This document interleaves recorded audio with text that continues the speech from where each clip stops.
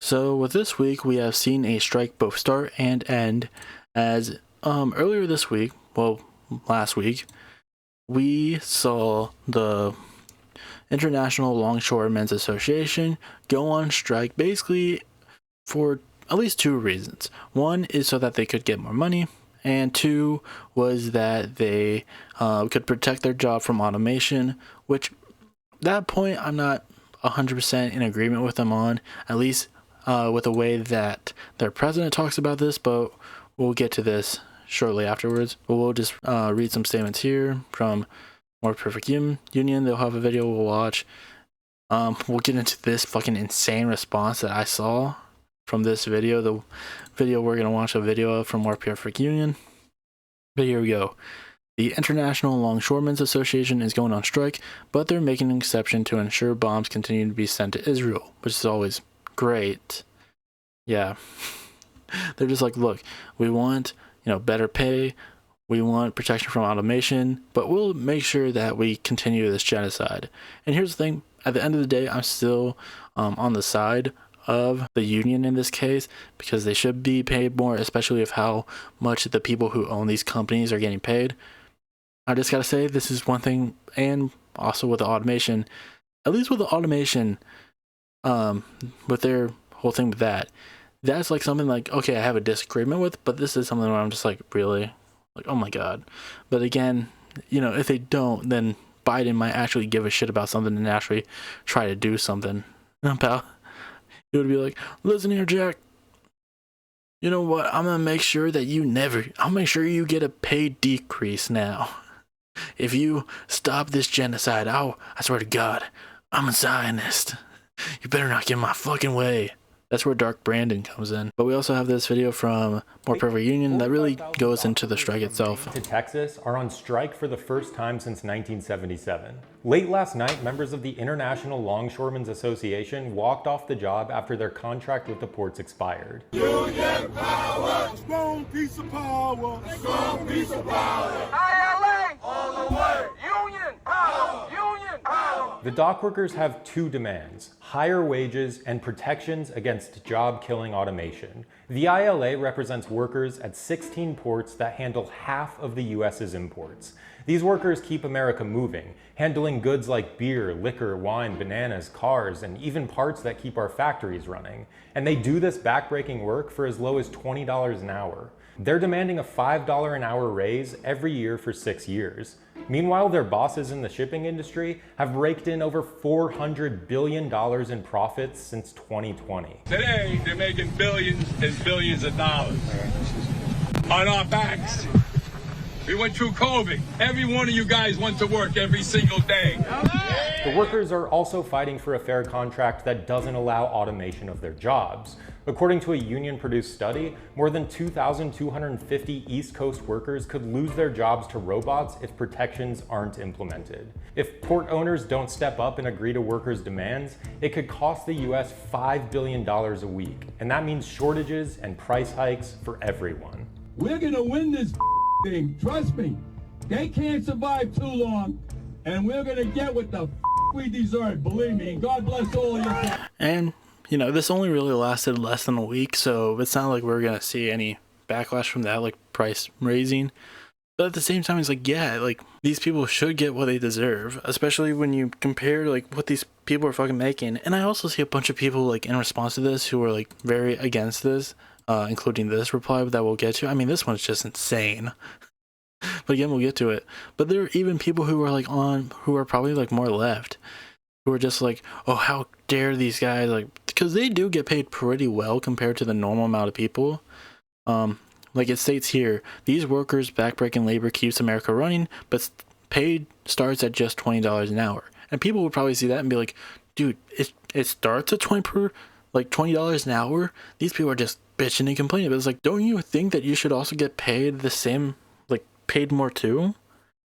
Like I see people like trying to call these workers like ungrateful or some shit like that, and it's just fucking disgusting how they talk about them. But it's like, no, you should also want this. Like you should also want this, not just for them, but like maybe you should also go out there and try to unionize or something like that, and increase the money you get from your company, your pay.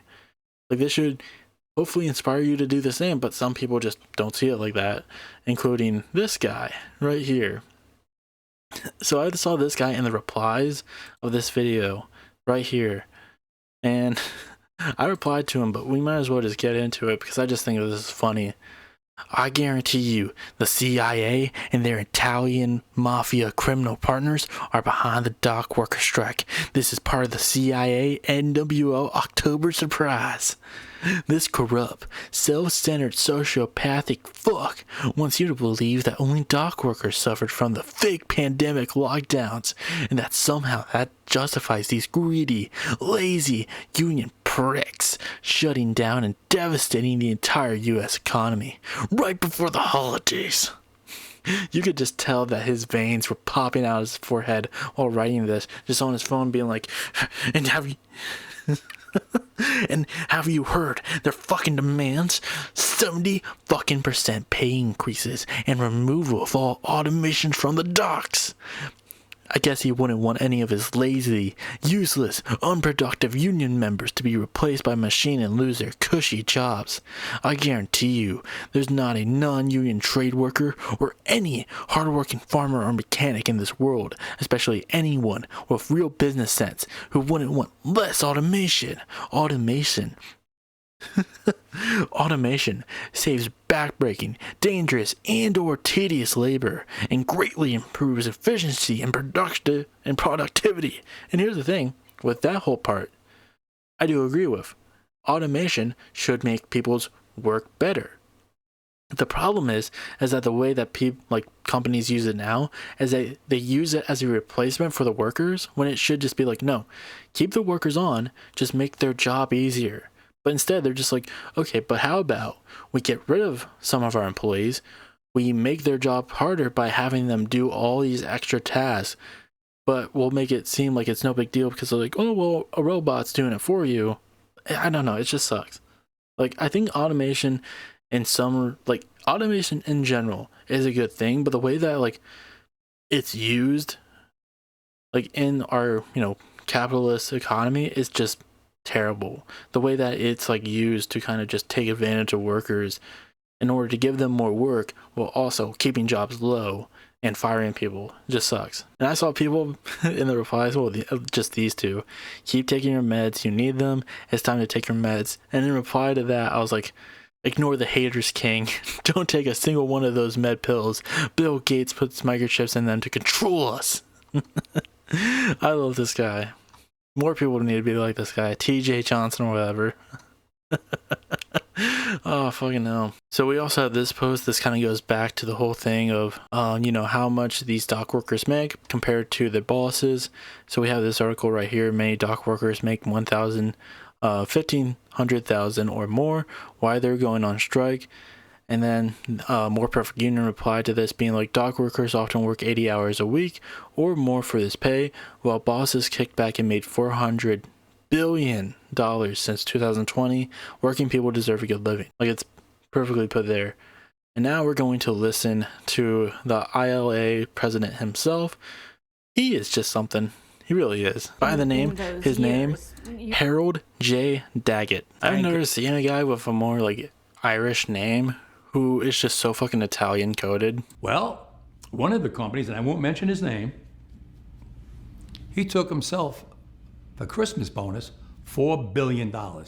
He took it out for him and his family, $4 billion. A French company, I won't mention their name, they gave all their employees 50 months' salary as a Christmas gift. Now, look at that money. They have so much money, they don't even know what to do with it. They know they're building up terminals.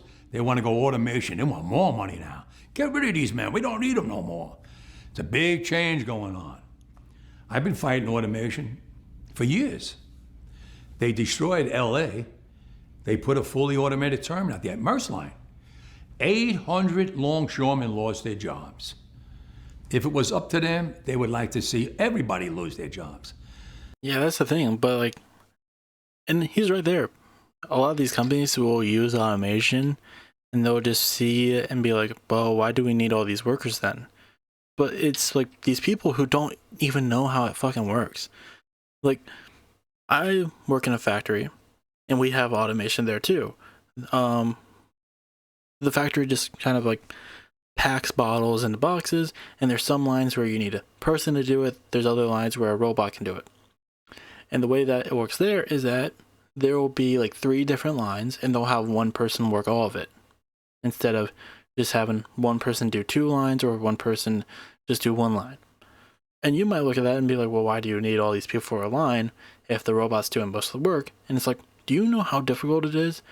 Like, if you have problems on all 3 of those lines that the worker needs to fix, they can't be everywhere at once, so production is going to slow down, and it would be a lot easier if you just had one person on one line.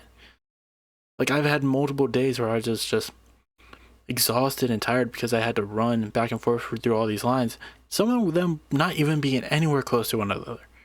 Like, a lot of these companies, they just use automation to give more work to less people, essentially. And I can imagine how it would be to be a shoreman and having to deal with all this automation on the coast, on these ports, and, you know, you lost, like, probably 4 of your coworkers who would help you out in this case. They got one now, runs on a battery, container ship. No crew. Somebody in an office building runs it. Goes out, goes in. They don't want anybody. They don't want to pay anybody. It's not only this union, it's in every union in every aspect. If they keep putting machinery to take our jobs, who's going to pay the income tax? Machines are not. Who's going to pay for the military, the roads? Everything runs by taxes. Take Easy Pass. The first time they came out with Easy Pass, 1 lane, and cars were going through and everybody's sitting in their car and going, what's that all about? I'm going to get one of them. Today, all those union jobs are gone, and it's all Easy Pass. People don't realize it. Everybody's got 3 cars, everybody got an Easy Pass on the window. And they go through like it's nothing, and they get billed in the mail. They didn't care about that union worker working in the booth. You go in a store today, it's self-checking. They don't need anybody to check out no more. I mean, when it comes to Easy Pass, I'm not on his side with that. Again, I think it's terrible that people lost their jobs, but again, just being like, oh, Easy Pass essentially is a problem when it's not, you know, again, how companies look at this. And same with self-checkout too. But at the same time, like, with self-checkout, that's something that doesn't need to be there. That is literally just something for companies to be like, oh, we don't have to pay people. Like, why would we have one cashier when we could just have one person looking at all these registers? Which is the dumbest idea ever. Like, in both of those cases, why aren't you mad at the companies for forcing these people out of a job when the problem isn't even with automation? With self-checkout, that's something where I'm like, yeah, automation doesn't need to be in that, you know, in the, like, with grocery stores, because it just really just results in more theft, which those same companies also use to essentially contribute to, like, the crime panic that always fucking goes on in this country, even though, like, it doesn't really matter all that much. But at the same time, I don't know, it's just so dumb. I hate it. Someone has to get into Congress and say, whoa, time out. This world is going too fast for us. Machines got to stop. Yes, we're getting smart kids out of MIT and all these places. Yeah, they're all brilliant. But what good is it if you're going to put people out of work? Who's going to support their families? Machines? Machines don't have families. You got to draw the line. These companies that work in the maritime business come from overseas. Not one of them belongs to America. They want to come into America and build fully automated terminals and get rid of American jobs. Good paying jobs that support families with medical, pensions, annuities, and pay taxes. They want to get rid of them. Where's the President of the United States? He's not fighting for us. He told in LA, he told the union, hurry up and get a contract. That's the mentality they have. They don't even know what the hell they're doing today. Well, I know what I'm doing. I'm going to save everybody's job when it comes to the ILA and to all the unions around the world, because we're going to fight it with that alliance. I'll shut them down throughout the world to prove that we can beat them. So, yes, your answer is we came a long way. We came along so advanced that technology is mind-boggling. We never had cameras on the piers. They got a camera in every pole. They got cameras they want to put in the trucks to watch the driver driving. What is this, Big Brother? I'm against all that. I'm against that. A man can't even breathe without a camera looking at him. That's not right. What about, there certainly must be, since 1967, elements of technology that have been good for the industry. Technology that's been good for the industry. That's a tough one because I got to be careful because I'm against automation. Semi-automation is automation. It's just the back avenue had to come in and give you automation without you knowing it. But certain technology, yes, is good because computers, we get more work done with computers. We have doubled the cargo. We have again, this is a point of contention that I don't necessarily even agree with him with, being like, and again, I already brought it up recently. Like, yeah, automation is good. It's just that we don't need, like, the companies don't need to be letting go of people. Like, I don't know. I'm like, making the work easier is better. Making it more efficient is better, but these companies use it as a way of being like, oh, we don't have to pay these people. Like, we can just pay less people. If you look now, we have ships that are being built by these companies. Check this out. That whole 22,000 containers. It's a floating city. They had to take the Bayonne Bridge and raise it way up here so the ships could go under it to get in here to unload them. 22,000 containers. This guy is just trapped in the 60s. He's just like, you know, we had ships, but then they just made them bigger. Now they gotta open bridges. Like, what is this? What are we doing here? He's like, now we got these flying machines. I think they're magic. I don't know how they work. Back in my day, if we wanted to get to another country, we had to swim. We had to swim to that country. So look at the future now. Look at the future in money. They went from millions of dollars to billions and billions of dollars. So the world is going by real quick. Is it safe to say that you're not against technology for efficiencies, but you're person first, people first, like protecting jobs and families while embracing technology? He's like, look, you ever see the movie I, Robot with Will Smith? I don't want that. I don't want robots. I don't want robot uprising. Keep the workflow efficient. Let me explain a little bit about this. The first cranes that went up with diesel engines up there. As time went on, they got rid of diesel. Today, it's electric. The jobs on the waterfront are very dangerous. Just 2 years ago, one of my mechanics fell into the electric and he was fried to death. Wife, 4 kids. Happens all the time on the piers. People getting killed. There was a woman checker. She was checking the boxes when a guy had a high-low with 2 stacks of steel. He should have been riding in reverse. He was looking through the bundles, knocked her down. He didn't even see her, dragged her under the high-low in front of her son, ripped her apart and killed her. Oh my God. It happened. Why are you talking about this? Like, what does that guy, like, did electricity play a part into that? Like, if it was a gas tow motor or something, that wouldn't happen? Like, what? Also, like, when it came to the first guy with, like, the electrical grid, okay, that can still, like, you can still fall and just die in general. Like, I don't know. What is this? Jesus Christ. He's just like, look, electricity, murder. I stay away from it because it just murders people. Happens down here all Nothing wrong happens with pure old gasoline. Nothing. I had 2 guys killed right in front of me. Oh my God. We have a group in our local 1804 Dev called the Lashes. The most dangerous job on the waterfront. When they put the containers on top of the hatch covers, all the way up high, you see them in the container ship, they got to be all lashed down in case the storm and the seas are real rough. The ship is doing this and this. If they're not lashed down right, those containers are going to go over into the ocean and sink. Millions of dollars of cargo sunk. So what? My men got to go out there. It's 0 degrees. There's ice on top of the container. It's freezing with metal bars and hooks. safety lines on them, way up high. What does this have to do with electricity? Put 'em down. Like, I agree, it's a dangerous job. That's definitely why they should be paid more. But at the same time, like, what does this have to do with like electricity and technology? Tight, get up on the box, slide on the ice up on top. Completely dangerous. That's in the north.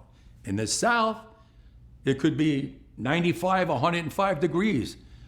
Soaking wet down there. They got a guy that goes around, they call him the water boy, giving water to the men so they don't dehydrate. Or the ones that work in the hull of the ship, they get water. It's different elements. You have us here in the north, Canada, you have... Okay, what does this have to do with electricity and technology being incorporated into your job? Virginia down, all the way to Houston, hot. Florida, everything's hot. Different elements. Dangerous job.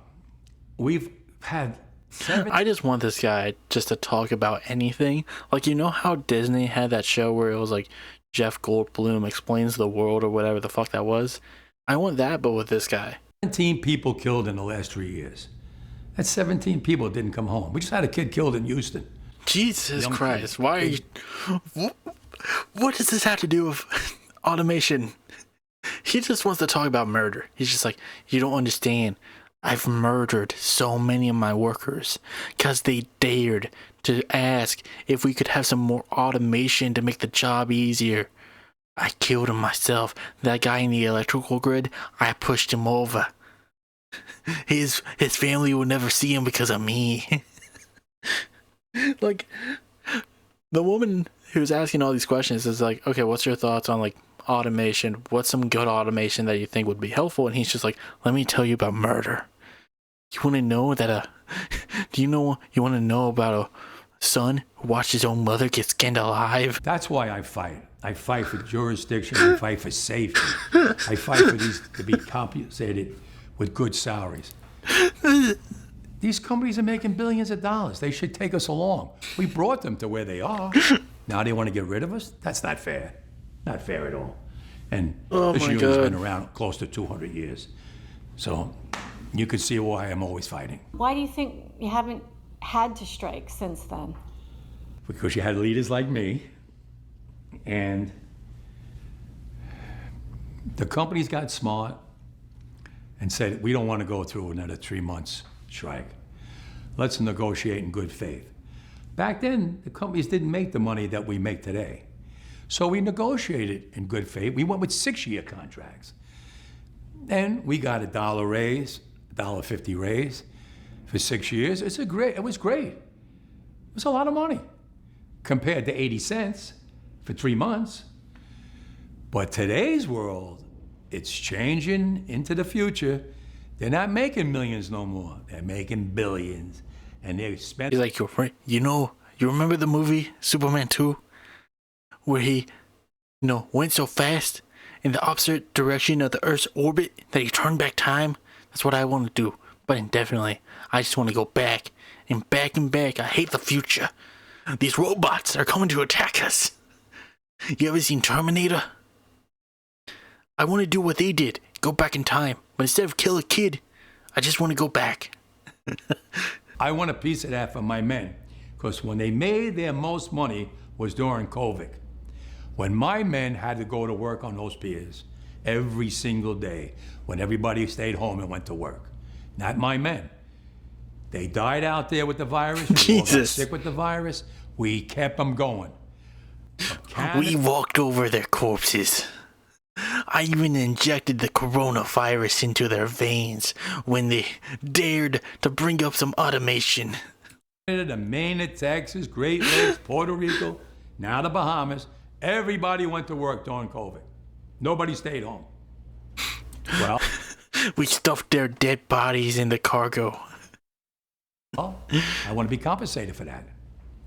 I'm not asking for the world. They know what I want. They know what I want. Jesus fucking Christ, man. Well, then I have to go into the street and we have to fight for what we rightfully deserve. Do you think, this is my last question, do you think the threat of the strike is,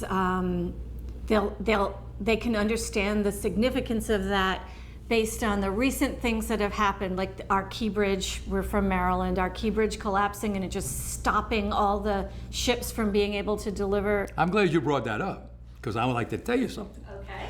When that bridge fell, my longshoremen are on this side of the bridge, no work, no salaries.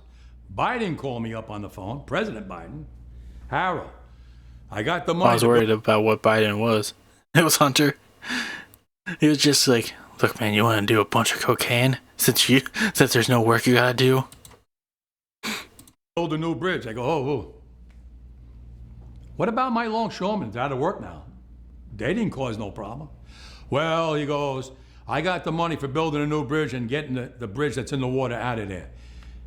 I ask you one more time, President, what about the men whose families now have no money coming in? Well, you know, if there was an explosion on a ship, maybe I can get the money. Listen, you're supposed to be a friend of the ILA. You came to me when you wanted the AFL CIO backing. I got it for you. You called me in the kitchen, you thanked me 1,000,000 times. I'm telling you, my members need help. Well, let me see what I can do. In politics, that means you're not getting it, okay? I opened up a fund with management after the first pandemic. Let me see how much money's in that fund. I called them up. They called me back. It's $300 million. Wow, are you kidding me? We put $300 million in there? Yeah. Well, I like to take some money out of there and pay for those families in Baltimore. Well, Harold, it's only for pandemic. Well, what about we get your lawyers and my lawyers, and any disaster, nature disaster, whatever, we can draw from it. I have no problem as long as the lawyers work it out. They worked it out in one day. It cost me $1.2 million every week to pay for their families. Plus, they were allowed to go to unemployment. And it's over now. They're back working. The ships are going in and out. I never got no help from the government. We did it on our own, management and union. That's what we're supposed to be doing, working together. And I hope we get back into that right realm. Do you think that was in Baltimore? Right. What was the Okay, question? thank God he didn't talk about death in that one. But like, yeah, that's fair. Like being like, we didn't get any help from the president, even though I had a direct line to him to ask him for that help. He just kind of ran me off. So I stepped in and did what was best for my men. Like that's a very courageous thing to do. Like in making it and like trying to work around it, be like, yeah, it's only for a pandemic, but what if we just made it for natural disasters and we still let these people go on unemployment anyways? Like it's still a great system. Again? Well, it was just about like, I remember like how significantly it impacted our businesses, like the supply chain, because I live on the Chesapeake Bay and all the ships were just waiting on the other side. Let me explain something to you. He's like, listen here, toots. People today don't know what a strike is. You don't talk. He has that vibe to him. He has the vibe that he would call any sort of woman toots. Every single port will lock down. You know what's going to happen? I'll tell you. First week, be all over the news every night, boom, boom. Second week, guys who sell cars can't sell cars because the cars ain't coming in off the ships. They get laid off. Third week, malls start closing down. They can't get the goods from China. They can't sell clothes. They can't do this.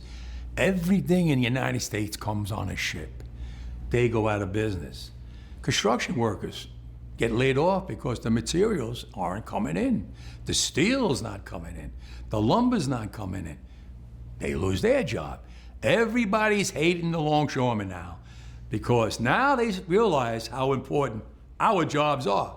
Now I have the president screaming at me, I'm putting a Taft-Hartley on you. Go ahead. Taft-Hartley means I have to go back to work for 90 days. That's a cooling off period. Do you think when I go back for 90 days, those men are going to go to work on that pier? It's going to cost the company's money to pay their salaries. Well, they went from 30 moves an hour maybe to 8.